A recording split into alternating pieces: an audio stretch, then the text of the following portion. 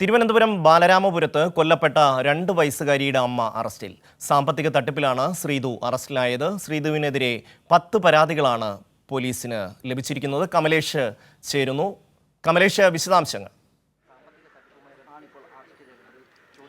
ഷമി, അല്പനേരം മുൻപാണ് ഇവരുടെ അറസ്റ്റ് രേഖപ്പെടുത്തിയിട്ടുള്ളത്. SP K സുദർശൻ ഇപ്പോൾ ഇവിടെ നിന്നും പോയി കഴിഞ്ഞു. അല്പസമയത്തിനകം ഇവരെ കോടതിയിലേക്ക് കൊണ്ടുപോകും എന്നാണ് മനസ്സിലാക്കുന്നത്. വൈദ്യപരിശോധനയ്ക്ക് ശേഷമാകും ജുഡീഷ്യൽ ഫസ്റ്റ് ക്ലാസ് മജിസ്ട്രേറ്റിൻ്റെ വസതിയിൽ എത്തിക്കുക ഇവരെ.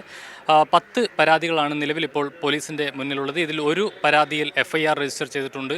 10 ലക്ഷം രൂപ തട്ടിയെടുത്തു എന്ന ഒരു ഷിജു എന്നയാളാണ് പരാതി നൽകിയിട്ടുള്ളത്. ഇതിൻ്റെ പേരിൽ വഞ്ചന കുറ്റം, അതുപോലെ തന്നെ സാമ്പത്തിക ക്രമക്കേട് അടക്കം വ്യാജരേഖ ചമയ്ക്കൽ അടക്കമുള്ള വകുപ്പുകൾ ചേർത്താണ് ഇവർക്കെതിരെ ഇപ്പോൾ FIR രജിസ്റ്റർ ചെയ്തിട്ടുള്ളത് എന്നാണ് മനസ്സിലാക്കാൻ കഴിയുന്നത്. ഏതായാലും ഇവരെ ഇപ്പോൾ അല്പസമയത്തിനകം കോടതിയിലേക്ക് കൊണ്ടുപോകും.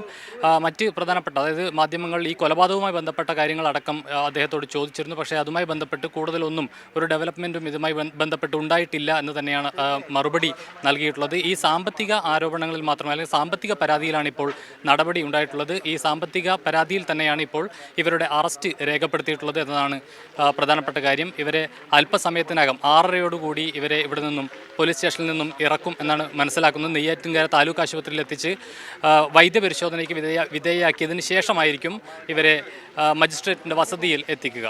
ഷമി, കമലേഷാണ് വിവരങ്ങൾ നൽകിയത്.